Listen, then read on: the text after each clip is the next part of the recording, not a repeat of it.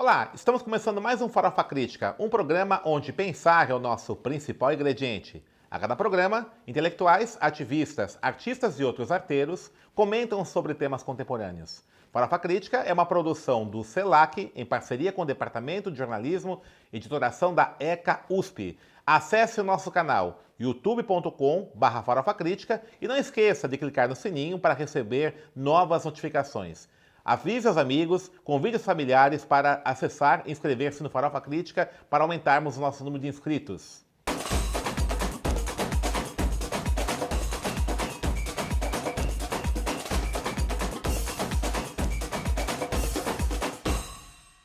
E o Farofa Crítica de hoje recebe João Mendes. João Mendes, líder operário há muito tempo e diretor da União de Negros pela Igualdade, a UNEGRO de Mogi das Cruzes.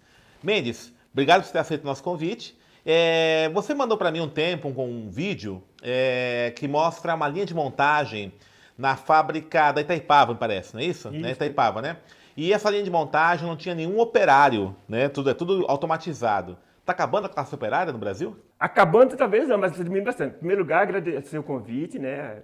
Farofa Crítica, farofa é um alimento, depois a gente está aqui para nos alimentarmos da política, através da farofa, né? A farofa, entendeu? Economia brasileira também, né? A classe operária, olha, eu não diria que está acabando, está diminuindo, né? Agora, as tarefas da classe operária, esse tem aumentado, que é a produção, né? Aquela experiência, ele é muito importante, que é um pouco futuro, né? Quer dizer, o futuro, não da classe operária, mas do trabalho, né? O trabalho no futuro vai ser diminuído o máximo possível. O Marx já previa isso, que o trabalho útil no futuro seria diminuído o mínimo possível, para sobrar mais tempo para você estudar, fazer política, inclusive, né? Cultura, né? Esporte, lazer. Só que na atualidade, naquela fábrica ali, por exemplo, os operários que não estão ali não estão fazendo nada disso. Estão correndo atrás de emprego, porque o desemprego é muito alto. Então, o avanço da tecnologia no capitalismo, o resultado final dela é desemprego. Enquanto o operário está desempregado, a classe existe. A classe operária só vai ser extinta quando o trabalho for o mínimo possível através dela, né? E não fora dela, né? Então, na minha opinião, é muito importante aquilo ali, para mostrar o futuro do trabalho, né? Mas também mostrar como as tecnologias são muito importantes e, na minha opinião, inclusive, não é a solução para o capitalismo, é a solução para o socialismo, nova forma de sociedade, um novo método de produção que a classe operária que está diminuindo é que vai ter que fazer. Mas aí como é que vai ser, por exemplo? Quando o Marx lança o Manifesto Comunista, evidente que era outro momento do capitalismo, né? O capitalismo estava nos seus primórdios aí da sua Revolução Industrial, né? Você tinha aquelas grandes fábricas, e aí ele imaginava uma classe majoritária, né? Que derrotaria a burguesia. Hoje, com essa classe operária em redução, com o aumento do desemprego, né? Desemprego estrutural, e essa grande massa de excluídos, né? Quem seria o sujeito? Como é que seria essa construção dessa nova ordem, né? Quem faria essa revolução, vou chamar assim? Eu, assim como Marx, né, continuo acreditando que vai ser o proletariado, e tendo a classe operária, que é a classe produtiva, como centro. Que ela vai diminuindo, mas a importância dela aumenta, né? Entendeu? O trabalho é sempre assim, vai diminuindo, mas é sempre importante. Não existe vida humana sem trabalho humano, né? Então, o trabalho vai existir sempre.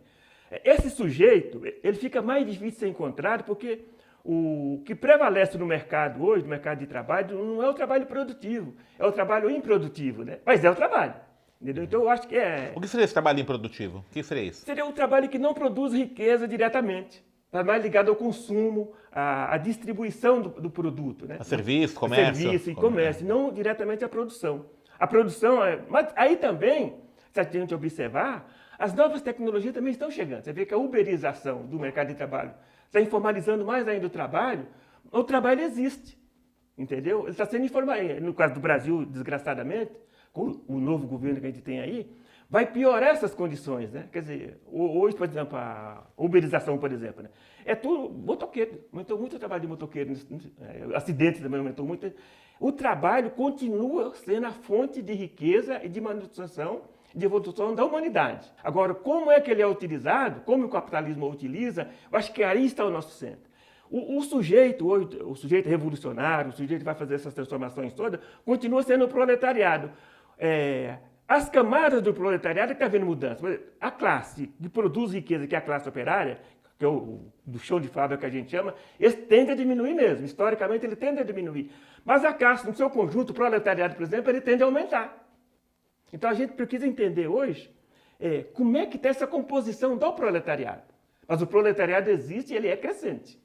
A sua responsabilidade é maior ainda, porque ele é um sujeito, digamos assim, hoje ele é um sujeito mais oculto, né? É mais difícil você enxergar quem é que está produzindo, mas ele existe. E como é que você organiza um proletariado dessa forma, né? Porque veja só, quando você tem uma grande massa de operários, vamos imaginar, né? Aquele filme clássico, né, do Leon Hirschman, Eles Não Usam Black Tie, né? Que foi baseado numa peça homônima. Esse filme é baseado na greve de 79 em São Paulo, greve metalúrgica, né? Eu participei, inclusive. Participou. Você vai falar um pouquinho sobre isso, né? Onde morreu, né, o Santo Dias, né? Santos Dias, meu camarada, morreu lá na Zona Sul. Faz tempo que eu não vou lá, mas o sangue estava lá até recentemente, viu? É mesmo? A igreja fez um circo em volta, cercou. A fábrica nem existe mais, tá? Uhum. Era uma fábrica de tubos para televisão. Tubo de televisão. Que nem existe mais tubo também. Perfeito. Hoje é tudo digital, né? Tudo LCD, né? Coisa assim. Mas então, essa grande massa de operários, né, facilitava uma percepção de pertencimento de classe, né? Para organizar mais fácil. Exatamente, para organizar mais fácil, você tem uma concentração de massa operária. E hoje não, né? Você tem a uberização, você está colocando, o motoboy, ele trabalha sozinho. Como é que você faz para esse sujeito perceber-se enquanto membro de uma classe proletária? Se ele vê muitas vezes como empreendedor, como trabalhador individual, como é que é isso? Então, esse é um desafio, né? É um desafio que já existia naquela época que a gente já levantava isso, se você lembra, né? Então, para organizar o proletariado hoje é muito mais difícil, porque o capitalismo, desde o começo dos anos 90, final dos anos 80, início dos anos 90, proletariado, por exemplo. Essa palavra é um escândalo hoje, né? O mesmo operário. Você vai na fábrica, chamou o rapaz saindo da fábrica de operário, ele não vai se identificar como operário. Porque o operário, por esse pessoal, é um pouco a classe antiga, né? Hoje é difícil a pessoa se identificar como... Porque o operário é o sujeito que trabalha na máquina, que produz a riqueza. Esses sujeitos hoje são muito poucos. Por exemplo, eu te mandei aquele vídeo, por exemplo. Você tem uma fábrica que produz cerveja, uma quantidade enorme de cerveja. Você olha a produção, a embalagem, a distribuição até a saída da fábrica, você não vê o operário.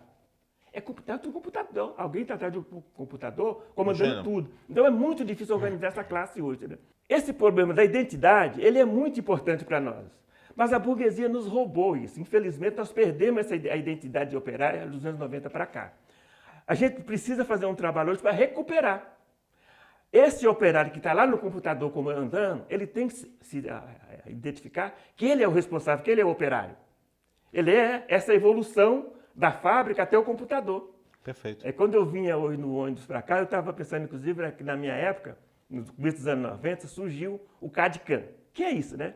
O CAD, Computer Design, né? Que é o design através do computador. E o CAM, que é a máquina, comandar a máquina. Então, esse que nós vimos lá hoje, é o que me botou para fora da fábrica lá em 93. Ah, entendi. Eu não continuei eu sou projetista, né? Eu não continuei. Primeiro pela idade, tinha 40 e tantos anos, eu era velho naquela época, né?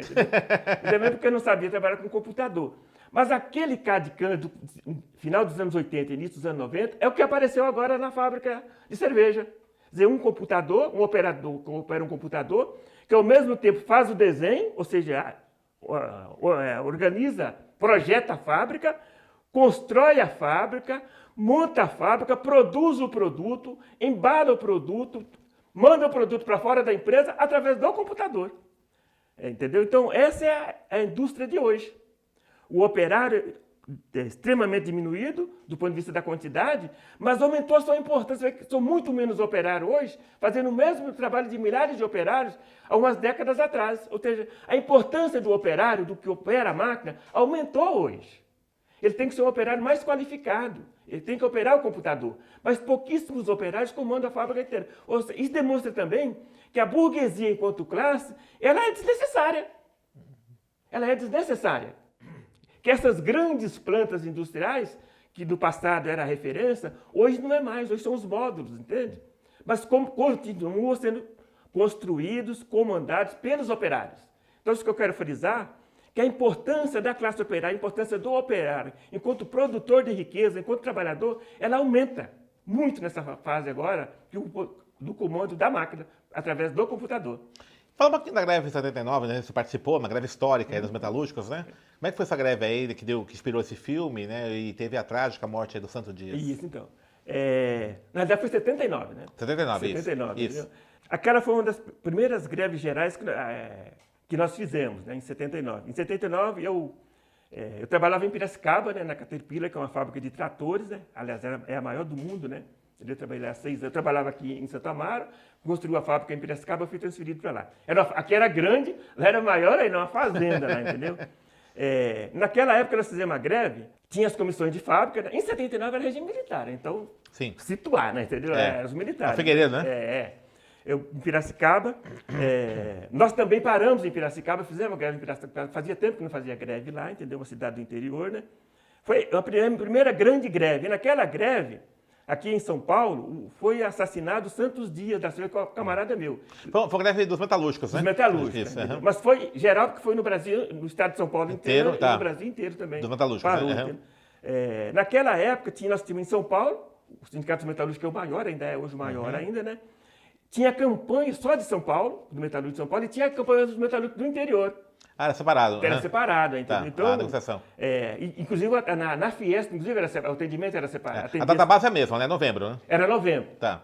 Mas na data base não era a mesma, não. Se não me engano, no interior, a luta era tudo para ser a mesma. Ah, entendi. No interior era outra data. Ah, por isso que dividia a negociação. Quando unificou, essa greve unificada, um dos objetivos da greve, inclusive, era unificar a data base, que não era igual. Entendeu? Tá. Então, naquela greve, foi assassinado o Santos Dias da Silva. Nós trabalhamos junto numa fábrica aqui na Bandes, aqui na Avenida do Guarapiranga, na Zona Sul. Ele era da Pastoral Operária, Ele né? era da Pastoral Operária. Eu também fui da Pastoral Operária naquele período, entendeu? E nós tínhamos organizado as comissões de fábrica. Certo. Nós organizamos aqui em São Paulo, em várias fábricas, entendeu? E quando eu fui para Piracicaba, transferi para... A minha tarefa era organizar em Piracicaba, inclusive eu cumpri a tarefa. Organizamos uma comissão de fábrica. Na primeira greve geral que teve, que a gente estava lá, nós participamos também dessa greve. Então, foi uma greve histórica, muito importante, entendeu? Naquela greve, o Sindicato Metalúrgico de Piracicaba, eu falava nas assembleias, né? Entendeu? O secretário-geral do sindicato, que era um dos diretores da Federação dos Metalúrgicos, que tinha também, era do interior também, entendeu? Sentou do meu lado, nós fizemos a greve, prorrogamos a greve, né, e teve uma assembleia para decidir se continuava a greve ou não, né? Entendeu? O secretário-geral do sindicato, que era diretor da federação, sentou do meu lado. Ele chamava... Esqueci o nome do miserável agora. Né? Sentou do meu lado, sacou uma carteirinha. Se você falar, você vai sair preso agora. Ô, louco. O cara era do SNI. Somente. Apenas isso. Apenas isso. Entendeu? Passou a greve, no ano seguinte eu fui mandado embora. Tinha 6 anos e fui mandado embora no ano seguinte. O cara era diretor do Sindicato de Piracicaba, diretor da Federação dos Metalúrgicos do Estado de São Paulo e era ligado ao Serviço de Informação do Exército. Logicamente eu não falei, senão eu ia ser preso. Evidente. Obedeci. Como é que é? Esqueci o ditado que a gente tinha na época, né? Você achar que tem força para fazer mexer, você mexe. Se não, finge, dá. Entendeu? Manda quem pode, obedece quem tem juízo. Entendeu? Encerrou a greve naquele dia, também, que encerrou também no ABC, né? Então naquele dia encerrou a greve. Mas foi uma greve muito importante, foi quando a gente teve certeza que os militares iam cair. Certo. Porque a classe operária foi para a rua, entendeu? Teve muitas prisões aqui em São Paulo. Nós fizemos campanha, porque teve a diretoria do Sindicato Metalúrgico do ABC, praticamente foi toda ela presa, inclusive o Lula naquela época, né? Nós fizemos campanha. A Lula foi preso, né? Foi na greve no ABC, né? Isso, entendeu? Na Vila Euclides, né? Nós fizemos campanha para arrecadar alimentos no interior para trazer para São Paulo. Eu tinha um Fusca, trazia o Fusca cheio de comida para São Paulo. Mas legal, foi muito importante. Né? E você, assim, como é que chega hoje Hoje nós estamos observando aí um ataque ao sindicalismo, né? O governo Bolsonaro não só ele tem aprofundado essas medidas aí de destruição das leis trabalhistas, né? Agora está sendo aprovada no Congresso, né, essa chamada medida provisória da liberdade econômica. Pois foi essa semana, né? Que na verdade derruba, né, a CLT, né? Isso acaba com a CLT, né? Permite trabalho aos domingos, né? Um monte de coisa. Então, e acaba com as CIPAs, né? Em pequenas empresas e tal. E ao mesmo tempo ele também é um ataque aos sindicatos, né? Com essa dificuldade da contribuição sindical obrigatória, uma série de restrições aí à ação sindical, né? Então, como é que você enxerga isso? Quer dizer, nós temos hoje um momento de refluxo aí, ou de ataques, vamos pegar assim, né?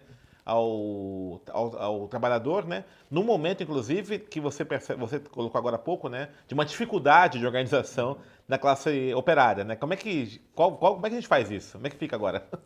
Pois realmente fica muito mais difícil. Você vê que hoje em dia é difícil fazer greve assim, categoria isolada, né? por causa da organização, né? Está muito difícil. O ataque ao trabalho, ele vem desde lá do regime militar dos anos 80. Essa greve, por exemplo, nós falamos aqui de 79, você matava o operário, né? O Santos, o dia foi morto, foi porque estava roubando, né? Porque estava falando num caminhão de som na porta de uma fábrica. Ele foi morto pela polícia. Esse era o crime que ele cometeu. Foi estar na porta da fábrica, numa greve, destruindo o desinteresse da sua classe, pô, né? Então, hoje, o ataque aprofundou mais, cortou o sindicato. Estão tentando, eles não podem proibir o sindicato enquanto organização, mas vão cortando as possibilidades do sindicato. Não pode mais tirar o dinheiro do trabalhador nem nas assembleias. O trabalhador autoriza, o governo desautoriza os descontos para manter o sindicato, né? Portanto, dificulta a manutenção do sindicato, da máquina do sindicato, que é importante para nós, né? Sem recursos, o sindicato não pode fazer campanhas, não pode fazer materiais, entendeu? Também dificulta na formação. Por exemplo, grande parte da dificuldade que o operário tem hoje de entender, de se colocar contra o operário, foi através do sindicato. Os sindicatos foram cortando através do sindicato. Porque, à medida que vai diminuindo a importância do sindicato, os trabalhadores vão se afastando. Entendeu? À medida que eles vão cortando os direitos, também vão se afastando. Por exemplo, você falou agora, deram o nome que era para os empresários, mas na verdade era contra os trabalhadores, né? Essas novas leis, o trabalho, por exemplo. O governo tem precarizado em geral, e o atual governo mais ainda. Quer dizer, a tendência o trabalho ser totalmente informalizado. O trabalho de fábrica, por exemplo, que você tem registros, faz teta e tal, isso tende a acabar. Porque o direito ao trabalho é um direito constitucional, o governo não é mais. Não, a CLT não está mais vinculada à Constituição, portanto, agora qualquer lei passa no Congresso, altera tudo, né? Certo.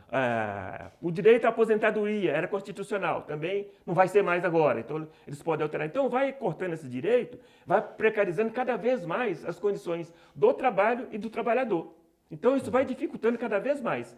E à medida que você não tem o sindicato, que é o órgão que centraliza os nossos direitos, vai ficando mais difícil para o trabalhador. Perfeito. E também mudou agora o negociar. O negociado se sobrepõe ao legislado, né? Certo. Então, o trabalhador fragilizado, sem sindicato, sem organização, e com desemprego, sem desemprego, é o patrão que vai decidir tudo. Pô. Então, os meus direitos, os meus interesses, quem vai decidir isso é o meu opositor, é o meu patrão que vai decidir. Então, isso vai precarizar cada vez mais. Parece que eu vi até uma declaração de um empresário, recente agora no jornal. Eu não lembro qual foi agora. Ele falou o seguinte: olha, o trabalhador ele vai topar trabalhar domingo porque ele não quer perder emprego. Mesmo de graça, porque não vai ter hora extra, né? Sempre pagar hora extra, né? Lembra, desgraçadamente, o escravismo. Certo. Na época, quando acabou o escravismo, no dia 13 de maio de 1888, no dia seguinte, a gente pegava vários jornais dizendo que vários ex-escravos queriam voltar para as fazendas. Por quê? Porque a situação que ele encontrou, o conceito de liberdade que o negro tinha e tem até hoje, é um conceito de liberdade, ter os direitos fundamentais garantidos. Eu vou ter direito à moradia, eu vou ter direito à alimentação, vou ter direito à educação. Com qualquer pessoa, que né? é o nosso conceito de liberdade, né? Ele pensou, o negro, no dia 13 de maio, ele pensou dia 14 de maio? Dia 14 de maio, pensou que ele tinha conquistado isso, né? Não teve nada. Quando ele viu, não era nada disso. Então, muitos voltaram mesmo. Hoje, 30 e poucos anos depois, em pleno capitalismo desenvolvido, que já foi à Lua, que está aí não sei para onde, essas altas tecnologias, que você tem uma fábrica comandada por 2, 3 operários, os operários vão voltar a trabalhar de graça para manter o emprego. O que o ex-escravo fez no dia 14 de maio de 1888. Então, olha o regresso. Certo. Quando a gente fala que é uma regressão mesmo de mais de um século. O operário hoje, que foi o futuro do escravo no dia 13 de maio, ele está voltando 130 anos atrás. Entendeu? Ela numa condição pior, né? Desgraçadamente, né? E como diz o Marcos, né, que no Jogo para o Mário, né, a história se repete como tragédia, como né? Tragédia. Desgraçadamente. Não faz como tragédia. Então é uma tragédia, estamos vivendo hoje. É uma tragédia, é um retrocesso histórico, né? Entendeu? Nós vamos perder muito com isso. Aliás, estamos perdendo. Estamos perdendo já, né? Bom, mas estamos caminhando para o encerramento do programa. Você é diretor aí da União de Negras e Negras pela Igualdade, né? O Negro, né? De Mogi das Cruzes. Fala um pouquinho da entidade, o que vocês estão feito lá, Mogi. Vamos lá. E você também tem uma biblioteca, né? Pois é. Marcos Filho, fala também da biblioteca sua. Vamos lá. A O Negro foi fundada no dia 14 de julho de 1980. Você deve ter participado. Eu não participei da fundação, foi em Salvador, né? Não participei, né? É uma das mais antigas entidades do movimento negro brasileiro, né? É uma das maiores hoje, inclusive, do movimento negro brasileiro, né? Já fizemos 5, estamos organizados em 24 estados e no Distrito Federal. Fizemos já 5 congressos, né? Entendeu? O primeiro congresso nós dois organizamos. 2000, né? 2000 em Jacareí, o primeiro congresso foi em São Paulo, na Hotel Fazenda em Jacareí, né? Estamos caminhando para o 6º congresso. O 5º congresso nosso foi em São Luís do Maranhão, em 2016. Importante congresso, né? Terra do Flávio Dino. Flávio Dino, que foi reeleito, inclusive. Né? O Paraíba, né? Como diz o Bolsonaro. Pois Bolsonaro. Né? Você viu um presidente da República falar umas besteiras dessas, né? Então, é uma entidade importante, né? Parceira da Quilombação, que é a entidade aqui da USP, você faz parte, né? Atualmente, entendeu? A luta contra o racismo hoje é mais importante, nunca foi tão importante o movimento negro como é hoje, nessas tragédias todas que nós estamos vendo. Nós estamos voltando à luta dos nossos ancestrais. Os nossos ancestrais lutaram por liberdade, por igualdade, por fraternidade, há um século e tanto atrás. Hoje, 130 e tantos anos depois da abolição da escravatura, desgraçadamente, a pauta parece ser a mesma, né? Entendeu? Nós não conseguimos a sonhada liberdade. Aliás, o nome, União de Negras e Negros pela Igualdade, é um pouco isso. Para nós, negros e negras brasileiros, nós não conseguimos a igualdade ainda. Nós não somos iguais. Nós sabemos do ponto de vista biológico, não somos iguais mesmo, né? Certo. Mas do ponto de vista político, do ponto de vista econômico, nós deveríamos. A humanidade deveria ser igual. Mas a nossa luta por igualdade vem desde lá de 1500 e pouco, quando chegaram ao Brasil, os primeiros negros e negras escravizados. Então, a nossa luta ainda é essa, entendeu? Infelizmente, nós não atingimos a liberdade do nosso ponto de vista. O que é liberdade para nós? É você ter garantido a sua alimentação, ter garantido a moradia e a vestimenta. Eu tenho um camarada que diz o seguinte: quem não tem garantido moradia, vestimenta e alimentação não é um ser humano completo. E no Brasil nós temos mais de 1/3 da população que não tem esses direitos garantidos. Então não são humanos. Não são humanos. A humanidade, mais de 1/3 da humanidade, hoje com esse desenvolvimento todo, em que 2 operários comandam uma fábrica que produz milhões de garrafas de cerveja por dia. Você vai à Lua, Marte. Vai à Lua, Marte. Não está garantido. Então é um absurdo esse desenvolvimento todo não ser revertido em bens para a humanidade. Então nós, negros e negras, sobretudo os brasileiros, a nossa luta ainda é essa. E com o governo atual parece que vai piorar. O governo atual é pior do que os escravocratas, que é o escravocrata da época do imperialismo. Então a nossa luta ela é muito importante. A luta do movimento negro ela é muito importante e adquire uma importância grande hoje do sindicalismo. Certo. É um pouco isso. E o socialismo é o único caminho? É o único caminho é o socialismo. Eu, aliás, queria falar um pouco de mim, né?